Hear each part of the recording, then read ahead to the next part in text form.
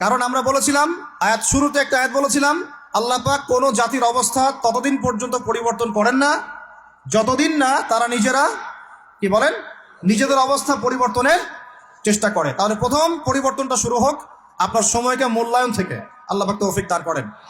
আল্লাহ পাক কিন্তু সূরা আসরে বলেছেন ওয়াল আসরি, সময়ের কসম, মহাকালের কসম, সময়ের কসম, ইন্নাল ইনসানা লাফি খুসর। আমি আল্লাহ সময়ের কসম করে বলছি পুরো মানব জাতি ক্ষতির মধ্যে আছে।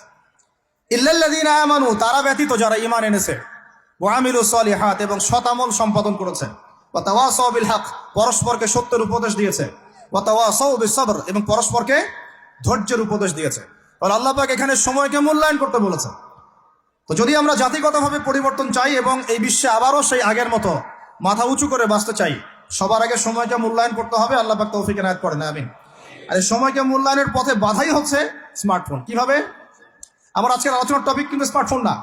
শুরু করলাম কারণ আপনারা অনেকেই ফোন বের করে দাঁড়িয়ে আছে সেলফি তোলার জন্য, ভিডিও করার জন্য। এগুলো দিয়ে গাজাবাসীর কোনো উপকার নাই। এইসব করে সারা বিশ্বে নির্যাতিত উম্মার তাদের রক্তের ঋণ শোধ হবে না। এগুলো করে আমাদের মাজলুম বোনদের ইজ্জতের বদলা নেওয়া যাবে না। এগুলো করে আমাদের ভাইদেরকে যে বোম মেরে হত্যা করা হচ্ছে বা এখনো হচ্ছে, ভবিষ্যতেও হয়তো হবে, অতীতেও হয়েছে, এই ঋণ আপনি সব শোডাউন করে শোধ করতে পারবেন না। এগুলো মৌলিক কাজ নয়, এগুলো মৌলিক কোনো কাজ নয়। এগুলো বরং কোনো কোনো ক্ষেত্রে অতিরিক্ত শোডাউন করতে গিয়ে উপকারের চেয়ে ক্ষতি হয়ে যায় বেশি। কারণ আপনারা একটু চোখ কান খোলা রাখে দেখবেন, যাদেরকে নিয়েই শোডাউন বেশি করা হয়েছে আপনারা তাদেরকে ধরে রাখতে পারেন নাই। কি বুঝলেন কথা? কেউ বুঝে ঠিক বলছে, কেউ না বুঝে ঠিক বলছে। যাদেরকে নিয়ে আপনারা বেশি বেশি শোডাউন করেছেন তাদেরকে আপনারা ধরে রাখতে পারেন নাই। তাহলে এখন সেই শূন্য স্থানগুলো কি কে পূরণ করবে? যারা শোডাউন করতো তারা কি পূরণ করতে পেরেছে? না। অতএব এগুলো বন্ধ করেন, মৌলিক কাজ করি। মৌলিক কাজ হচ্ছে আমরা জাতিটাকে পরিবর্তন করতে চাই কি চাই না?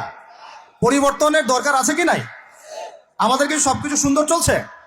যদি বাহিরের চোখ দিয়ে দেখেন তাহলে মনে হবে হ্যাঁ সব সুন্দর চলছে, তাই না?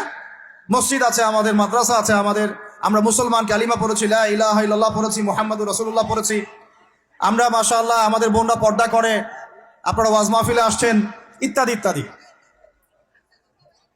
আপনারা যদি বাহিরের চোখ দিয়ে দেখেন মনে হবে সব ঠিকই আছে, কিন্তু আমাদের এই বাহিরের চোখের বাহিরেও ভিতরে একটা চোখ আছে। এটা কি বিশ্বাস করেন?